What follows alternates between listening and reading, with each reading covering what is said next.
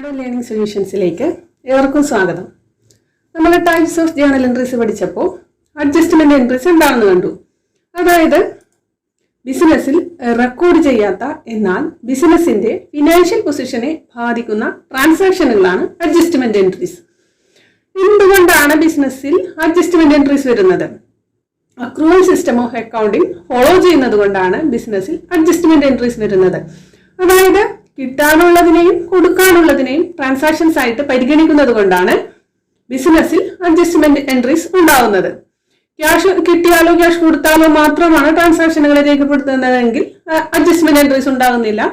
Accrual system of accounting follow ചെയ്യുന്നത് കൊണ്ടാണ് ബിസിനസ്സിൽ അഡ്ജസ്റ്റ്മെന്റ് എൻട്രീസ് ഉണ്ടാകുന്നത്. നമുക്ക് കുറച്ച് എക്സാമ്പിൾസ് നോക്കാം. Goods distributed as free samples. ഇവിടെ ഗുഡ്സ് ഫ്രീ ആയി ഡിസ്ട്രിബ്യൂട്ട് ചെയ്തു എന്ന് പറയുമ്പോൾ ഇത് ഏതാണ്ട് സെയിൽസിന് സമാനമാണ്. അതായത് ബിസിനസ്സിൽ നിന്നും ഗുഡ്സ് പുറത്തേക്ക് പോയി. പക്ഷെ ഇവിടെ ഒരു വ്യത്യാസമുണ്ട്. ബിസിനസ്സിനകത്തേക്ക് റവന്യൂ വന്നിട്ടില്ല. സെയിൽസ് എന്ന് പറയുമ്പോൾ ഗുഡ്സ് പുറത്തേക്ക് പോകുന്നു, ബിസിനസ്സിനകത്തേക്ക് റവന്യൂ വരുന്നു. പക്ഷെ ഇവിടെ ബിസിനസ്സിനകത്തേക്ക് റവന്യൂ വന്നിട്ടില്ല.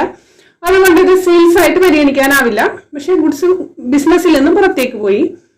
ഇവിടെ ഈ ഗുഡ്സ് ഫ്രീ സാമ്പിൾസ് ആയിട്ട് ഡിസ്ട്രിബ്യൂട്ട് ചെയ്തത് അഡ്വർടൈസ്മെന്റിന് വേണ്ടിയാണ്. അഡ്വർടൈസ്മെന്റ് എന്നത് ബിസിനസിനെ സംബന്ധിച്ചിടത്തോളം എക്സ്പെൻസ് ആണ്. നോമിനൽ അക്കൗണ്ട് റൂൾ പ്രകാരം എക്സ്പെൻസുകളെല്ലാം ഡെബിറ്റ് ചെയ്യണം. അഡ്വർടൈസ്മെന്റ് എന്ന എക്സ്പെൻസിനെ ഡെബിറ്റ് ചെയ്യണം. ഇവിടെ ഗുഡ്സ് പുറത്തേക്ക് പോയി എന്ന് പറയുന്നത് സെയിൽസിന് സമാനമാണ്. ഇൻകം വന്നിട്ടില്ല എന്നുള്ളൂ. അതുകൊണ്ട് ഇത് പർച്ചേസിൽ നിന്നും കുറച്ച് കാണിക്കണം. അതുകൊണ്ട് പർച്ചേസ് അക്കൗണ്ടിൽ ക്രെഡിറ്റ് ചെയ്യണം. Journal entry advertisement account debtor to purchase account. സാധാരണയായി പർച്ചേസ് എന്നത് ഏതൊരു ബിസിനസിനെ സംബന്ധിച്ചിടത്തോളം എക്സ്പെൻസ് ആണ്.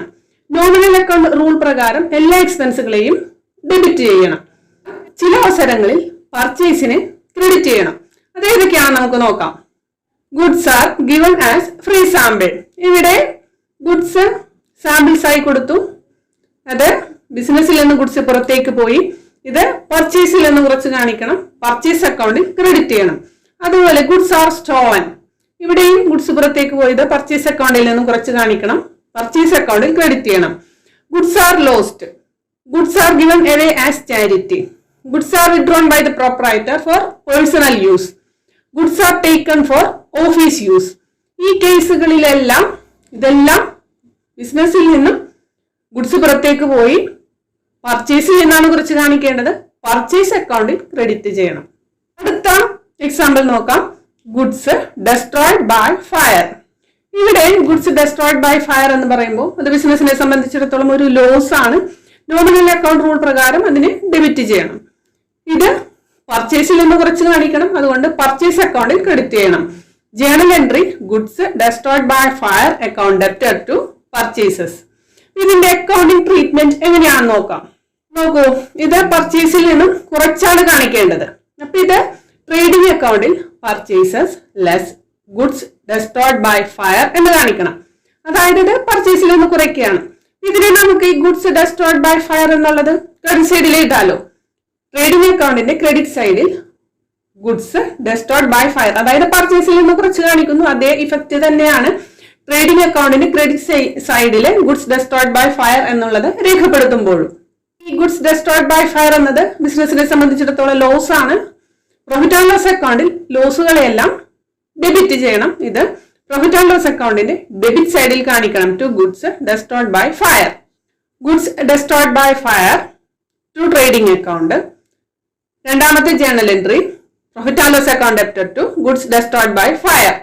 ഇവിടെ ഗുഡ്സ് ഡെസ്ട്രോയ്ഡ് ബൈ ഫയർ എന്ന ഡെബിറ്റ് എൻട്രിയും ഗുഡ്സ് ഡെസ്ട്രോയ്ഡ് ബൈ ഫയർ എന്ന ക്രെഡിറ്റ് എൻട്രിയും തമ്മിൽ ക്യാൻസൽ ആയി.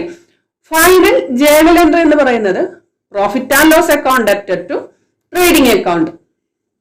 അടുത്ത എക്സാമ്പിൾ നോക്കാം. Goods destroyed by fire with full insurance claim. ഇവിടെ ഗുഡ്സ് ഡെസ്ട്രോയ്ഡ് ബൈ ഫയർ എന്നുള്ളത് നമ്മൾ നേരത്തെ കണ്ടതുപോലെ തന്നെയാണ്. Goods destroyed by fire account debtor to trading account. ഈ ഗുഡ്സ് ഡെസ്ട്രോയ്ഡ് ബൈ ഫയറിന് ഇൻഷുറൻസ് ക്ലെയിം കിട്ടി. ഇൻഷുറൻസ് ക്ലെയിം എന്നത് ബിസിനസിനെ സംബന്ധിച്ചിടത്തോളം അസറ്റ് ആണ്.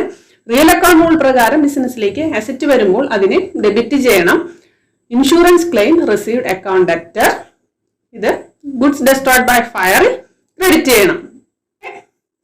ഗുഡ്സ് ഡെസ്ട്രോയ്ഡ് ബൈ ഫയർ എന്ന ഡെബിറ്റ് എൻട്രിയും ഗുഡ്സ് ഡെസ്ട്രോയ്ഡ് ബൈ ഫയർ എന്ന ക്രെഡിറ്റ് എൻട്രിയും തമ്മിൽ ക്യാൻസൽ ആയി. അപ്പൊ ഇവിടെ ഫൈനൽ ജേണൽ എൻട്രി എന്ന് പറയുന്നത് insurance claim received account debtor to trading account.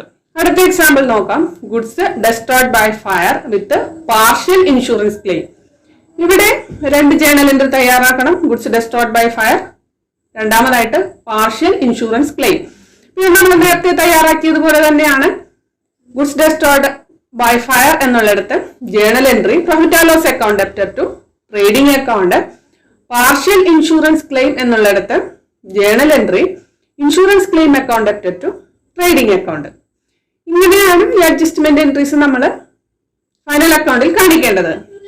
Adjustment entries എന്താണെന്ന് എല്ലാവർക്കും മനസ്സിലായെന്ന് വിചാരിക്കുന്നു. നിങ്ങൾ ഈ ചാനൽ സബ്സ്ക്രൈബ് ചെയ്തിട്ടില്ലെങ്കിൽ സബ്സ്ക്രൈബ് ചെയ്യുക, ലൈക്ക് ചെയ്യുക, ഷെയർ ചെയ്യുക.